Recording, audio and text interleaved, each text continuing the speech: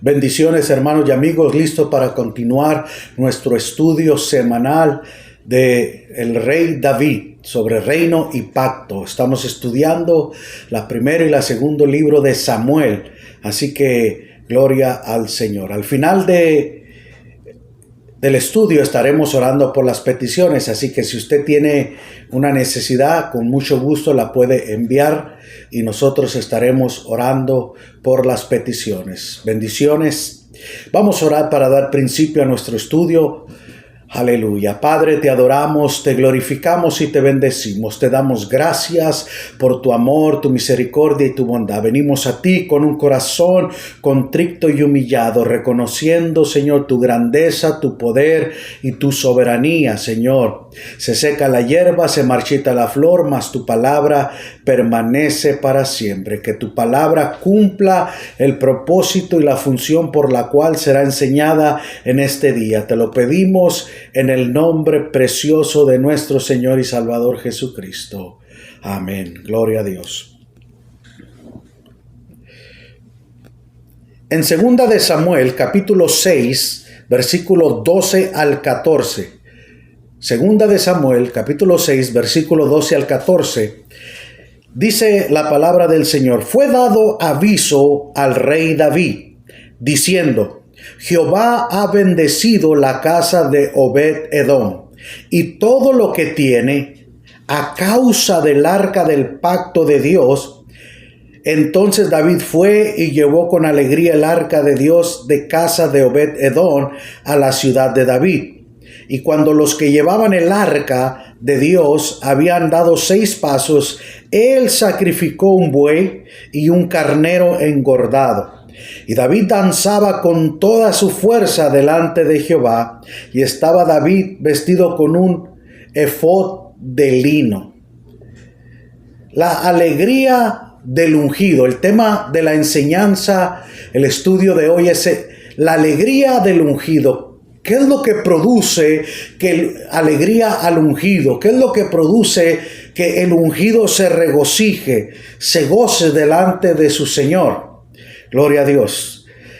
El ungido con 30,000 escogidos. En el capítulo 6, versículo 1, David escoge a 30,000 soldados de la élite para llevar el arca. Él decidió trasladar el arca de Jehová de Bala de Judá a Jerusalén. Para los hebreos el arca era el símbolo de la presencia de Jehová. No solamente es una caja de madera, no solamente es una caja cubierta de oro, sino que representa la presencia del Dios de Israel. En un carro nuevo, el arca fue llevada a la casa de Abinadab, un sacerdote, siendo guiada en el carro por Usa y Ahío, uno detrás y el otro delante, en el capítulo 6, verso 4. En el desfile, David y el pueblo celebraban con alegría la transportación del arca. La presencia de Dios era el motivo de regocijo espiritual. En la era de Nacón, los bueyes tropezaron y el arca parecía que se iba a caer. Usa trató de sostener y Dios se disgustó con él y lo castigó con la muerte. Versos 6 y 7. Usa se había entrometido en los negocios de Dios, queriendo proteger lo que Dios por sí mismo podía cuidar. Cuando nosotros queremos intervenir y querer ayudar a Dios, especialmente cuando se trata de su presencia, la presencia de Dios es tan delicada que Dios mismo interviene y entra arreglar lo que se tiene que arreglar. Este juicio divino entristeció al ungido, aquel lugar que se nombró en el verso 8, Pérez Usa, que significa el quebrantamiento de Usa. Pero produjo temor reverente en el ungido hacia David. Vemos que cuando Dios trae algún juicio, una intervención divina para cortar de la raíz, como Nadab y Abiú, cuando ellos trajeron fuego extraño en el tabernáculo y Dios los eliminó porque estaban quebrando los principios de la presencia del Señor en traer un fuego extraño. Cuando Ananías y Zafiras vinieron al templo, quisieron engañar al Señor, al Espíritu Santo, y el Espíritu Santo intervino y el Señor los aniquiló, trajo juicio con ellos. Pero eso trajo que el pueblo caminara derecho, se enderezara. Y esto trajo reverencia al ungido. Esto trajo que el ungido, aleluya, respetara y tomara en serio la presencia del Señor. El arca fue llevada donde Obed-Edom, y él y toda su casa fueron bendecidos. Los 3 meses que estuvo allí, al saberlo el ungido, con alegría hizo llevar el arca a Jerusalén, su ciudad. La diferencia es que ahora la llevó con sacrificio. A los 6 pasos sacrificó un buey y un carnero. El ungido, con vestido de lino fino, la justicia de los santos, danzaba delante de Jehová con todas sus fuerzas. El pueblo estaba regocijándose porque el arca, que era la representación, la manifestación del Dios vivo, del Dios de Israel, estaba con ellos. Pero en el arca fue depositada en un tabernáculo que el ungido mandó levantar, y ahí se hicieron sacrificios. Luego el pueblo participó de pan, carne y pasas. La esposa de David, Mical, tuvo una actitud carnal al criticarlo, pero él le respondió con autoridad espiritual. Y a esta le vino maldición de ser estéril por causa de criticar al ungido lo que estaba haciendo. A veces no entendemos cómo Dios guía a las personas a honrar y a glorificar al Señor. Pablo en Romanos capítulo 1 dice que el evangelio es locura para los que se pierden, pero para los que creemos es poder de Dios. Y para ella, para Mical, era algo loco y era una locura lo que David estaba haciendo. Pero David estaba lleno de agradecimiento a su Dios, lleno de gratitud, y quería expresarle al Señor delante del pueblo la gratitud que él tenía en su corazón, y la quiso expresar de una manera exterior, que todo mundo viera que David estaba agradecido con el Señor. Número 1, el transporte del arca. En el versículo 3 dice: pusieron el arca sobre un carro nuevo y la llevaron a la casa de Abinadab, que estaba en el collado, y Usa y Ahío, hijo de Abinadab, guiaron el carro nuevo. El arca era el objeto más importante del tabernáculo de Moisés, luego del tabernáculo de David y después del templo de Salomón.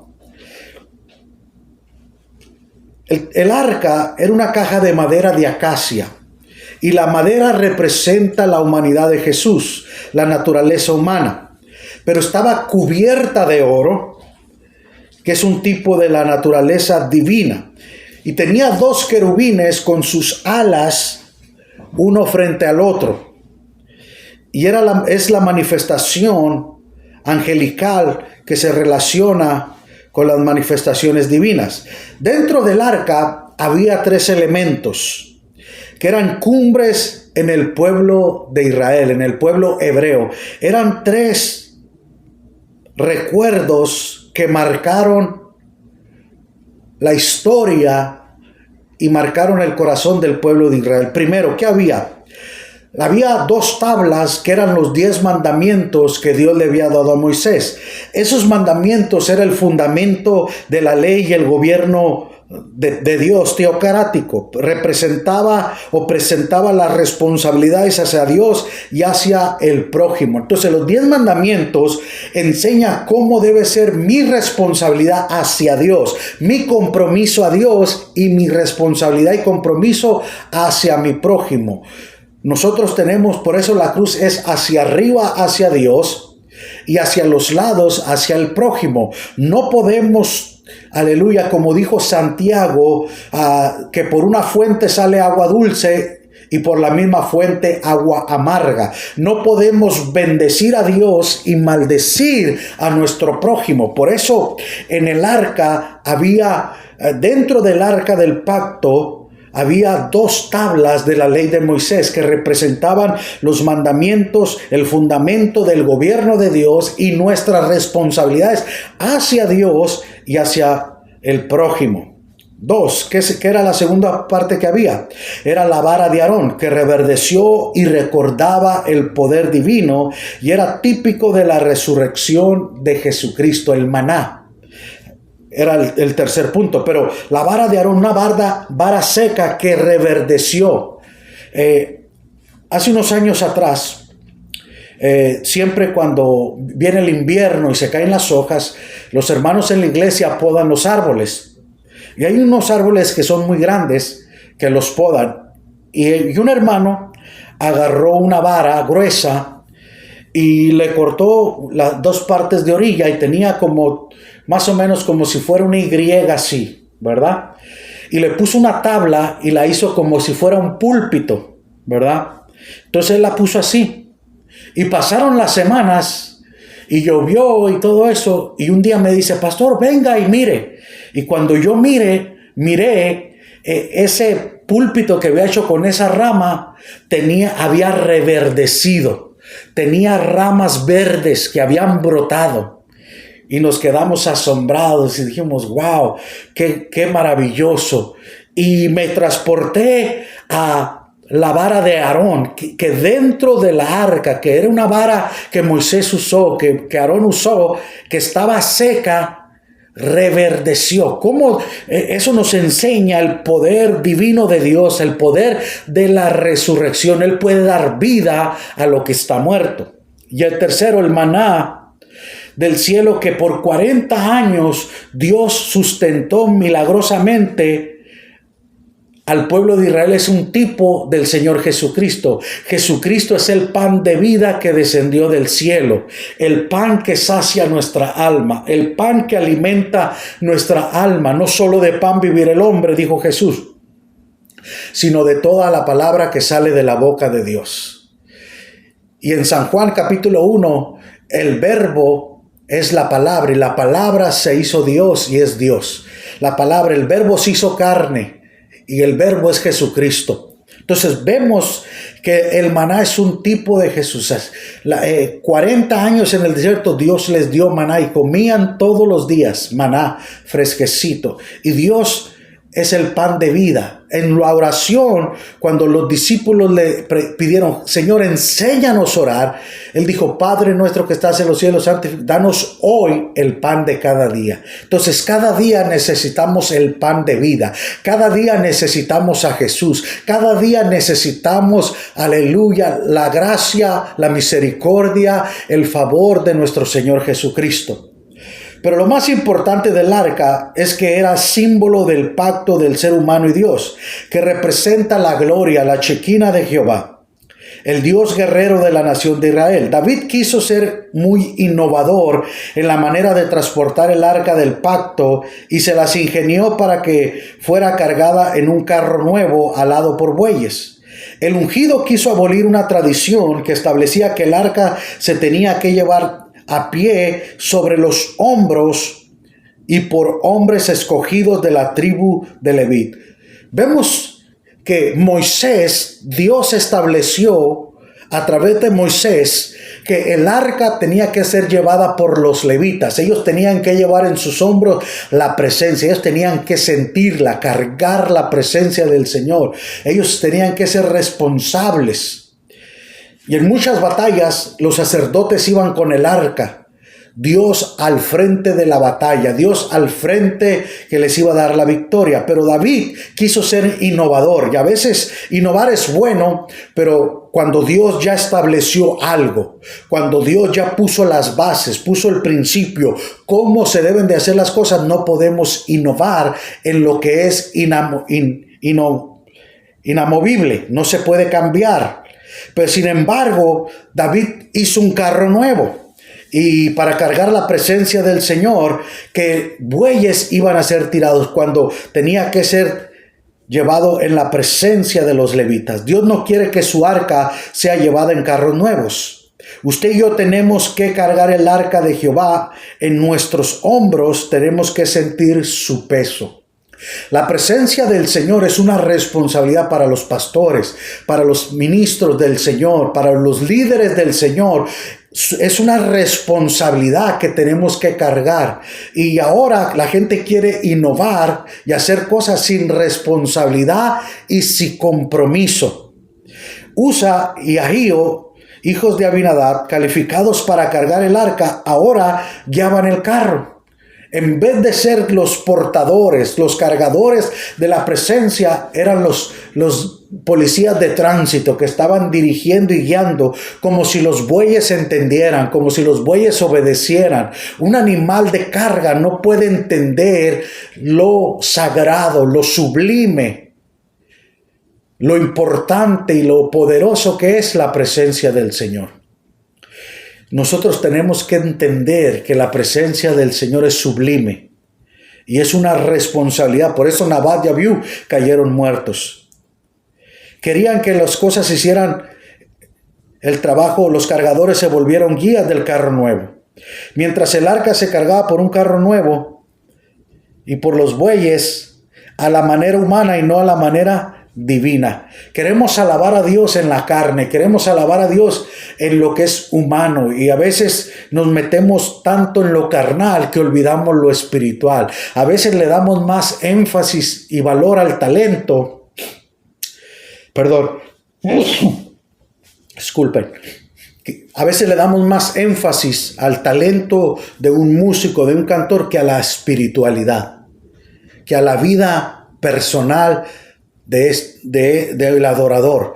Dios busca adoradores que le adoren en espíritu, en verdad. No busca personas que califiquen por sus estudios de vocalización o sus estudios en instrumentos de música. Es importante, es bueno, sí, pero es más importante tener el respaldo y la presencia del Señor. Queremos alabar a Dios de nuevas formas, de nuevas metodologías. Ahora queremos innovar con la alabanza, que nos volvemos más actores o performance, ¿verdad? Hacemos más un espectáculo que en vez de dirigir al pueblo a la presencia del Señor. La alabanza es tocar el corazón de Dios, es tocar, aleluya, el corazón de Dios, porque Dios habita en medio de la alabanza. No dice que Dios habita en medio del canto o de la música, en medio de la alabanza. Y la alabanza es cuando el pueblo brota de su corazón la gratitud y la sinceridad hacia Dios. Segundo, la intervención por el arca. En el verso 6 dice: cuando llegaron a la era de Nacón, Usa extendió su mano al arca de Dios y la sostuvo porque los bueyes tropezaban. Aquí se enfatiza el arca de Dios. No era el arca de David, no era el arca de Usa. Y a veces nosotros, mi iglesia, la iglesia de ellos, la iglesia de Dios. A veces, hermano, nosotros pensamos que la iglesia es propiedad nuestra, que a veces, porque trabajamos en un edificio, en una iglesia, en una congregación, a veces nos creemos dueños cuando el dueño es Dios. Dios es el que produce, Dios el querer como el hacer por su buena voluntad. Dios es el que bendice, Dios es el que toca los corazones para que la obra siga avanzando. Por lo tanto, la obra le pertenece al Señor. Si Jehová no edifica la casa, en vano trabajan los edificadores. Hace un énfasis la importancia de lo que es de Dios. Las puertas del Hades no prevalecerán contra mi iglesia. ¿Cuántas iglesias no se han cerrado? ¿Cuántas iglesias no se han desbaratado? Se han dividido. Pero la iglesia de Jesucristo, cuando la iglesia es del Señor, ni las puertas del Hades prevalecen con ella. Y aquí vemos un énfasis: el arca de Dios, no el arca de David, no el arca de Usa, no el arca de Jonadab, era el arca de Dios. Lo que es de Dios es de Dios. Con sus cosas Dios es celoso. Él no quería que el arca se transportara como lo ordenó el ungido. Y aquí entendemos por qué. Los bueyes son tercos y exponían el peligro. El arca, ponían a peligro el arca de Dios. Entonces, a veces el ungido puede tomar decisiones que son contrarias a la voluntad de Dios. son tercos. Acuérdese, hay una historia en el Antiguo Testamento, en el libro de los Reyes, cuando un profeta viejo va a una ciudad y da el mensaje, y el Señor le dijo, da el mensaje, no comas, no te duermas, da el mensaje y vete de la ciudad. Pero hubo un profeta viejo que lo engañó y le dijo, Dios me habló que te quedaras en mi casa, y fue a comer a su casa, y cuando salió un león lo devoró, saliendo de la ciudad. Porque Dios ya le había dado una instrucción específica. ¿Qué debía de hacer? Y Dios le había dado a Moisés, el arca del pacto tiene que ser transportada por los levitas. No tenían que ser hombres comunes y corrientes, no, tenían que ser hombres que se habían santificado, hombres ungidos, hombres temerosos de Dios, hombres separados para transportar la presencia del Señor. La presencia del Señor no viene por imponer manos. La presencia del Señor no viene cuando nos separamos, cuando nos consagramos a Dios, cuando le somos fieles al Señor, entonces cargamos la presencia del Señor. A veces la gente dice, ora por mí para que yo reciba tu unción. No, así no trabaja. Tú tienes que pagar el precio para que la presencia del Señor esté sobre tus vidas. Y los bueyes son tercos y exponían a peligro el arca de Dios. Cuando Usa vio que los bueyes, él extendió su mano, él quiso ayudar. Una buena acción que no le agradó a Dios. A los levitas se les prohibía tocar el arca de Jehová, y de hacerlo el juicio y la muerte los alcanzaría. Números capítulo 4, versículo 15 al 20. En el versículo 7 del capítulo 6 de 2 de Samuel dice, y el furor de Jehová se encendió contra Usa, y lo hirió allí Dios por aquella temeridad, y cayó allí muerto junto al arca de Dios. Fíjese bien, hermano, él quiso ayudar, él quiso sostener el arca, y por esa buena intención Dios lo mató. Porque no tenían que tocar el arca. El arca no se tocaba, se tocaban las barras. Pero el arca nadie la podía tocar.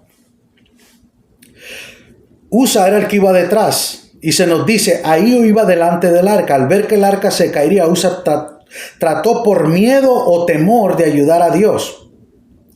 Y hay ocasiones, hermano, que nosotros queremos proteger la obra del Señor. Queremos cuidar.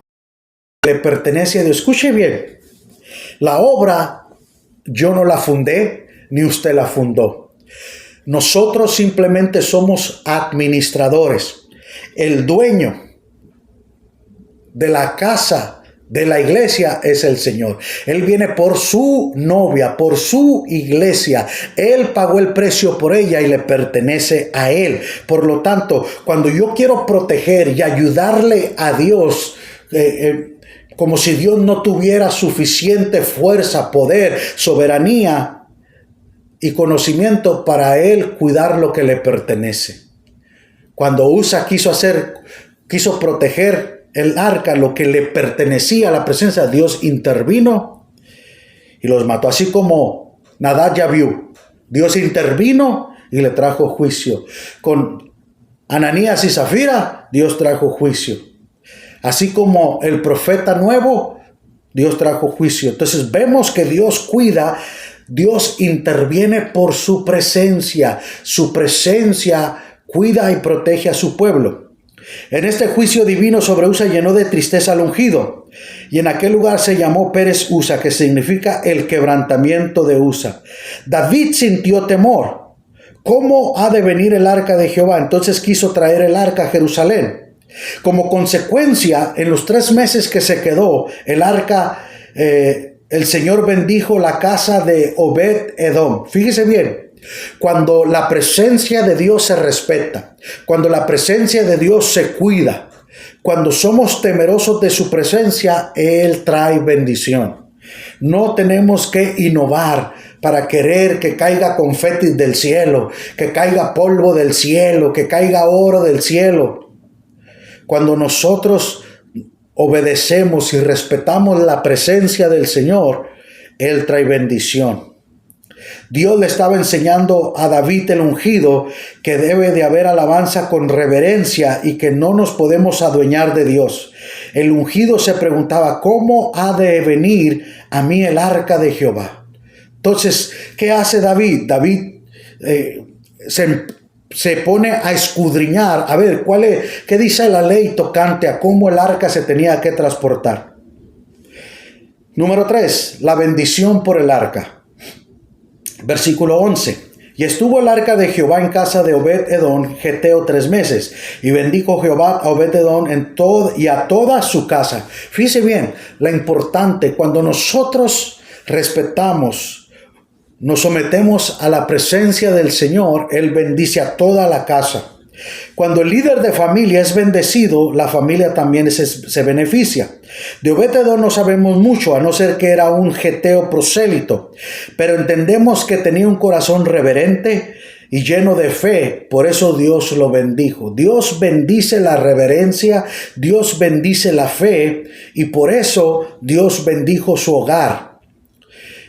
El ungido tiene que tener el arca de Dios cerca de sí. La presencia de Dios y el ungido son socios. Acuérdese, Moisés, Dios se había molestado con el pueblo de Israel por su rebeldía, por su enojo. Se había enojado por su desobediencia.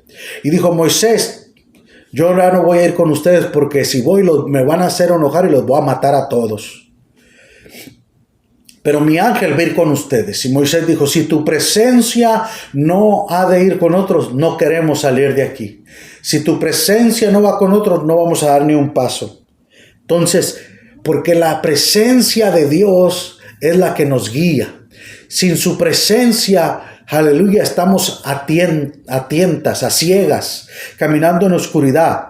Por eso Jesús dijo, cuando venga el Consolador, el Espíritu de verdad, Él os guiará a toda verdad y a toda justicia. Ya no estamos huérfanos, ya no estamos solos, tenemos al Espíritu Santo. Por eso el apóstol Juan en su epístola dijo, en primera de Juan dijo, vosotros tenéis la unción del Santo y no tenéis necesidad de que nadie os enseñe. No está diciendo que no necesitamos aprender, está diciendo que tenemos la guianza y la dirección del Espíritu Santo para que nos dirija y nos guíe en nuestro diario vivir, aún en los momentos difíciles. Por eso la presencia de Dios con el ungido debemos de ser socios, debemos de ser guiados por el Espíritu Santo. Jesús fue guiado por el Espíritu Santo. Los profetas fueron guiados por el Espíritu Santo. Los apóstoles fueron guiados por el... Si todos los patriarcas fueron guiados por el Espíritu Santo. Entonces, muy importante. La iglesia tiene que ser guiada por el Espíritu Santo. A las 7 iglesias el Señor dice, escribe a la iglesia, al ángel de la iglesia, lo que el Espíritu dice a la iglesia. Dios a través de su Espíritu estaba guiando y dirigiendo a la iglesia. Entonces, muy importante. Con estos sacrificios se representaba la santidad del pueblo. Vemos que David, a los 6 pasos, en el versículo 13, a los 6 pasos de llevar el arca, los levitas se detiene, da 6 pasos y hace un sacrificio de un buey y un carnero. No, espérate, vamos a hacer un sacrificio para Jehová, vamos a hacer un sacrificio para el Dios de Israel. Mientras que David estaba vestido con el efod de lino fino, él iba danzando delante del arca y todo Israel, David vestido con un efod iba del arca, acompañando el arca con júbilo y tocando trompeta. Todo Israel, en el verso 15, iban con gozo, con júbilo y con trompetas. ¿Cómo no? Si la presencia del Señor estaba en otro lugar, la presencia del Señor no estaba con ellos. El arca del pacto representaba al Dios mismo. Era la presencia del Señor. Ahora en el Nuevo Testamento no necesitamos un arca. Cristo es el arca. Cristo, aleluya, es la presencia del Señor. Y Jesús dijo, yo no me voy a ir, pero no los voy a dejar huérfanos. Os enviaré al Consolador. Él os guiará. Gloria al Señor. El arca de Dios llegó a Jerusalén y fue depositada en el tabernáculo que el ungido David mandó a levantar, y ahí se ofrecieron holocaustos y ofrendas de paz. Y el resultado fue en el verso 18, bendijo al pueblo en el nombre de Jehová de los ejércitos. David bendijo al pueblo cuando la presencia del Señor, aleluya, el arca del pacto estaba ahí, bendijo. ¿Quién bendijo al pueblo? El rey David, el ungido. Aleluya, como líderes tenemos que bendecir a las congregaciones, como padres tenemos que bendecir a los hijos. Alabado sea el Señor. Dios nos llamó a ser de bendición. Dios nos llamó a bendecir, gloria al Señor. En ti serán benditas todas las naciones. Dios le dio una promesa, alabado sea el Señor, al patriarca Abraham. ¿En qué nombre? En el nombre de Dios. ¿A quién? A todo el pueblo. Bendijo al pueblo en el nombre de Jehová de los ejércitos. David bendijo con la bendición de Dios a todo el pueblo de Israel. En el verso 20 dice, volvió luego David para bendecir su casa, y saliendo Mical a recibir a David, dijo, cuán honrado ha quedado hoy el rey de Israel, descubriendo hoy delante de las criadas de sus siervos como se descubre sin decoro un cualquiera. Mical actúa como una mujer carnal y espiritualmente fría, critica al ungido despiadadamente. Se preocupó más por la reputación, el qué dirán, por la integridad y lo que Dios decía del ungido. Una de las cosas que vemos hoy en día, que muchas gentes y muchos líderes aparentan y están más interesados en su reputación y critican lo que Dios pide de uno. Pero Dios ve la integridad y Dios ve la reputación del ungido. En estas semanas y meses se ha abierto una cloaca de ministros que ante los ojos del mundo eran personas de renombre, eran personas admirables, pero se han destapado todo. ¿Por qué? Porque ellos estaban más aparentando y se preocuparon más por su apariencia que por su reputación e integridad. Y Mical criticó a David porque David como un loco salió danzando. Pero recuerde, el evangelio es locura para los que se pierden. A veces Dios nos va a llamar a hacer cosas que parecen locas a los hombres, pero Dios se agrada de esas locuras en ocasiones. Dios le interesa más la reputación. Dios le interesa y la integridad. A veces la gente se preocupa más lo que puedan decir de ellos. El ungido con el coraje de un santo le responde en el verso 21 y 22. Fue delante de Jehová quien me eligió en preferencia a tu padre y a toda tu casa, para constituirme por príncipe sobre el pueblo de Jehová, sobre Israel. Por tanto, danzaré delante de Jehová, y aún me haré más vil que esta vez, y seré más bajo a tus ojos, pero seré honrado delante de las criadas de quienes has hablado. Si para ti trae vergüenza, tú estás ardida, estás enojada porque Dios me escogió a mí, Dios me seleccionó a mí, Dios me ungió a mí, en vez de tus padres y tu descendencia. Y por lo tanto, lo que para ti es vergüenza, lo voy a seguir haciendo y va a ser vil delante de tus ojos, pero voy a ser honrado bajo los ojos de las criadas, porque ellas ven a un adorador, ven a un siervo que ama a Dios con toda su alma y con todo su corazón. El ungido habló con la autoridad que le pertenece. De dos cosas estaba seguro el ungido. Número uno, él era el ungido por Dios. A él lo había llamado Dios. Cuando Dios lo llama a uno, uno sabe quién lo llamó. Uno tiene la seguridad y la certeza. Segundo, era constituido por Dios. Él llegó a ser rey porque Dios lo puso. Uno sabe que Dios es el que lo pone, no el hombre. Por lo tanto, tu liderazgo va a ser probado para ver si fuiste expuesto por Dios o fuiste expuesto por el hombre. La opinión de Dios era para el ungido más importante que la crítica del carnal y que la dogmática protocolar.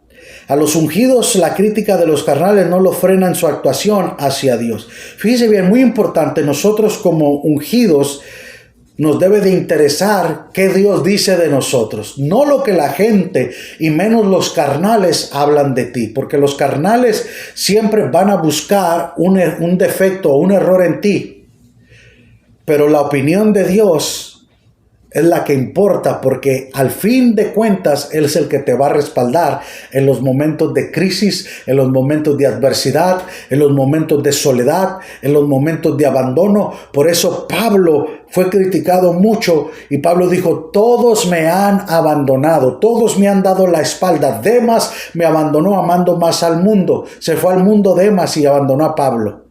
Dijo: sin embargo, el Señor estuvo a mi lado. El Señor estuvo a mi lado y Él es mi defensor. Aleluya. Por eso la importancia de la opinión de Dios es lo que nos debe de interesar. Si Dios con nosotros, por eso Pablo decía: ¿quién contra nosotros? Mayor es el que está en nosotros que el que está en el mundo. Y para concluir, finalizar, número 1, te voy a dar 3 puntos finales. Los programas son buenos si no sustituyen los principios de Dios. Hay programas que son buenos, pero nunca deben sustituir los principios de Dios.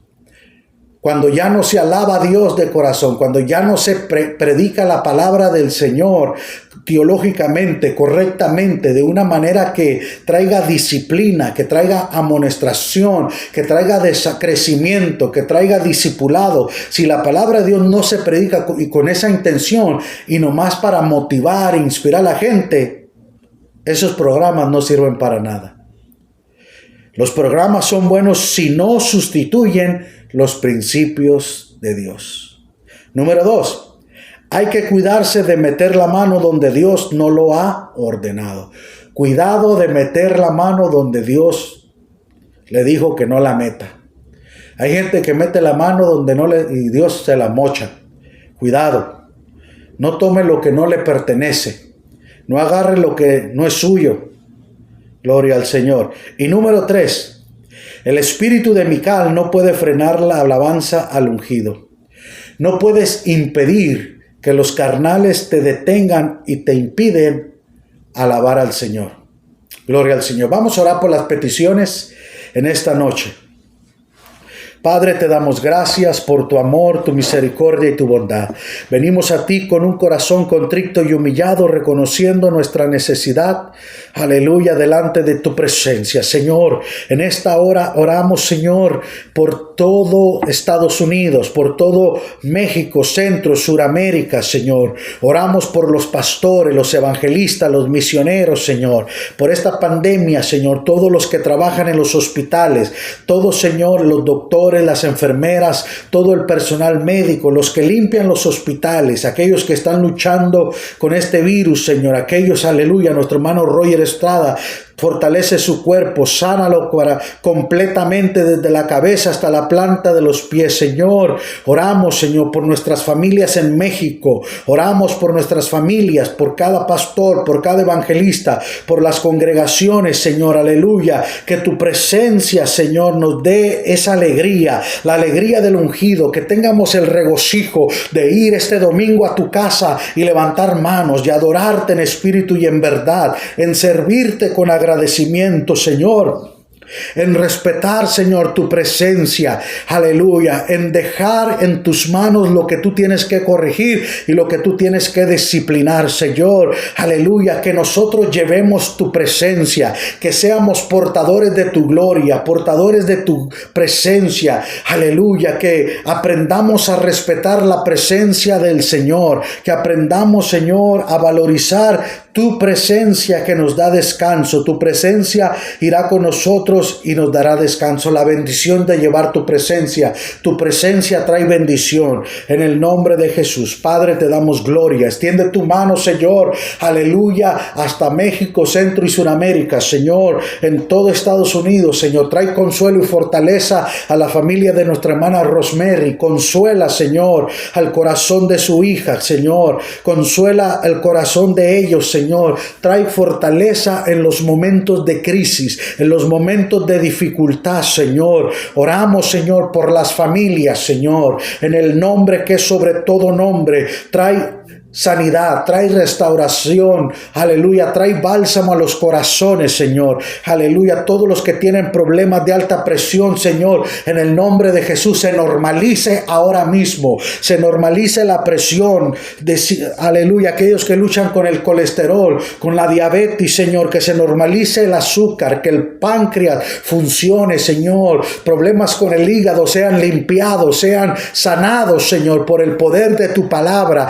en el nombre de Jesús. Señor, te damos la gloria, te damos la honra, Señor. Oramos por aquellos que están siendo vacunados, que la vacuna cumpla el propósito por el cual es inyectada, Señor, que no cause ningún efecto secundario, que esa vacuna, Señor, aleluya, cumpla lo que se ha prometido que va a ser, Señor, aleluya. En el nombre de Jesús te damos gracias, Señor. Bendecimos a tu remanente, Señor. Bendecimos a tu iglesia. Envía tu palabra en el nombre de Cristo Jesús. Gloria a Dios. Amén. Dios me los bendiga, Dios me los guarde. Gloria al Señor.